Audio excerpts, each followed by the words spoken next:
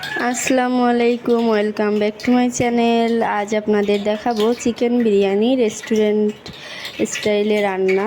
তো দেখুন, প্রথমে আমি চিকেনগুলো কেটে নিয়েছি, তারপর এটা ভালোভাবে ধুয়ে এটা টক দই মাখিয়ে কিছু সময়ের জন্য ঢেকে রেখে দিয়েছিলাম। এটা আমি এখন গরম তেল হালকা গরম করে তাতে ভাজতে দিয়ে দিব।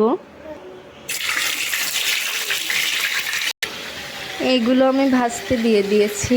এটা কিছু সময়ের জন্য প্রায় 10 মিনিটের মতো এটা ভাজতে থাকবে। এই যে আমি এখন এটা ঢেকে দিয়েছি, ঢেকে দিব যত সময় ভাজা না হয়। অন্যদিকে আমি মশলাটা বেটে নিচ্ছি। এখন এগুলো হালকা ভাজা হয়ে গেছে, এখন আমি এগুলো নামিয়ে নেব।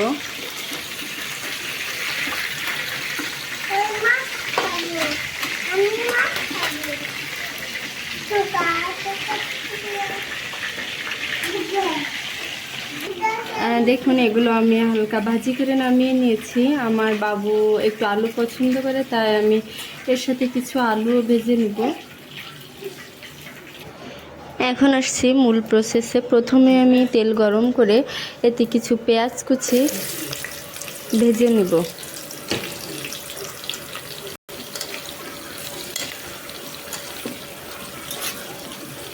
এইটা ভাজতে ভাজতে 4-5 মিনিট ধরে এভাবে ভাজতে থাকবো।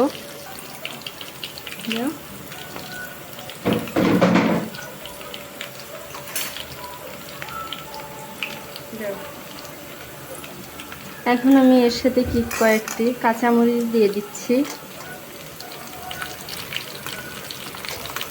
সাথে দিয়ে দিচ্ছি রসুন বাটা 1 চা চামচ, তো আদা বাটা, জিরা বাটা। এটা আপনি আপনাদের পরিমাণ মতো দিতে পারেন। এতে দিয়ে দিচ্ছি পরিমাণ মতো লবণ। এতে হলুদ দিতে হয় না, কারণ বিরিয়ানিতে হলুদ দিলে এটার কালার নষ্ট হয়ে যায়। তো আমি এভাবে এটা কষিয়ে নিব। এটা এভাবে হালকা কষানোর পর তারপর আমি দিয়ে দিচ্ছি সেই ভাজি করা আলু আর আপনার সেই চিকেনগুলো।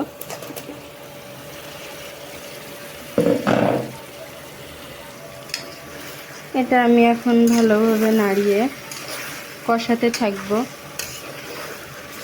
এতে কোনো পানি অ্যাড করব না, কারণ পানি দিলে এটা স্বাদ নষ্ট হয়ে যায়, স্বাদটা একটু কমে যায়। এটা কষানোর কিছু সময় পর এই যে দেখছেন রাঁধুনি বিরিয়ানি মশলা, আমি এটা দিয়ে দিব। এটাতেই বিরিয়ানির আসল স্বাদটা পাওয়া যায়। আর আপনার যদি চাউলের পরিমাণ 1 কেজি থাকে তাহলে আপনারা এর পুরোটাই দিয়ে দিবেন, আর যদি তার অর্ধেক হয় তাহলে এর অর্ধেকটা দিয়ে দিবেন।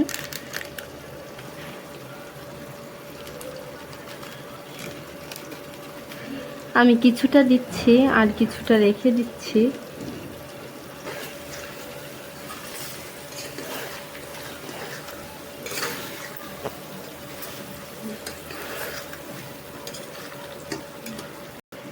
এতে আমি কয়েকটা ডাল আর এই যে গরম মশলার যে উপকরণগুলো আছে এটা দিয়ে দিচ্ছি। দিয়ে এটা এভাবে আরেকটু নাড়াতে থাকি। আমি এই গোশতটা রান্না করার জন্য এই যে দুধ দিয়ে দিচ্ছি 1 কাপের মতো, যাতে এটা আপনার সিদ্ধ হয়ে যায়। ততটুক পরিমাণেই দিব, বেশি দিব না।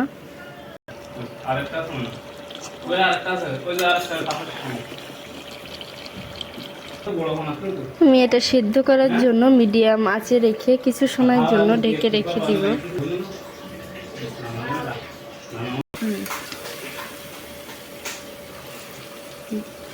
দেখুন, এটা প্রায় হয়ে গেছে। হয়ে আসার একটু আগেই আপনারা যে মশলাটা রেখে দিয়েছিলেন এটার বাকি অংশটুকু এর ভিতর দিয়ে দিবেন। দিয়ে আর একটু নাড়িয়ে এটা আর 5 মিনিটের জন্য ঢেকে রেখে দিব। আমার গোশতটা রান্না হয়ে গেছে। এখন আমি কিছু সময়ের জন্য চালটা ধুয়ে ঝরা দিয়ে রেখেছিলাম। এরপর আমি এটা পাত্রে ঢেলে নিয়েছি।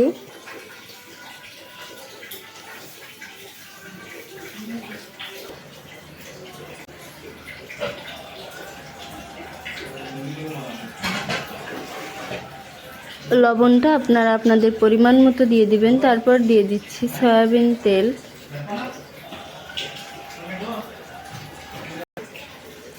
আপনাদের লিকুইড দুধ না থাকলে এখানে পাউডার মিল্কটাও ইউজ করতে পারেন। চাল যদি 2 কাপ হয় তো আপনারা 3.5 কাপ পানি ইউজ করবেন, আর চাল যদি 4 কাপ হয় সেখানে আপনারা 7.5 কাপের একটু কম ইউজ করবেন। মানে এইখানে ডাবল, মানে 1 কুটো হলে 1 কাপ হলে 2 কাপ, তার একটু কম দিবেন, মানে ভাতটা তাহলে বেশি ঝরঝরা হবে। তো আমি এখানে পানি অ্যাড করে নিচ্ছি।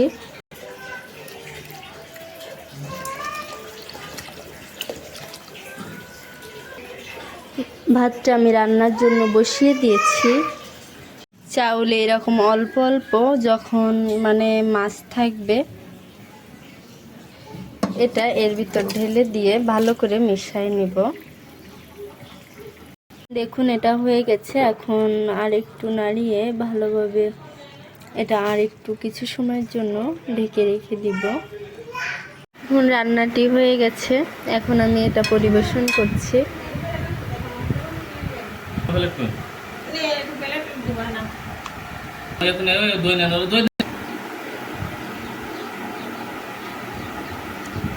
ভালো থাকবেন সবাই, দোয়া করবেন আমাদের জন্য। আল্লাহ হাফেজ।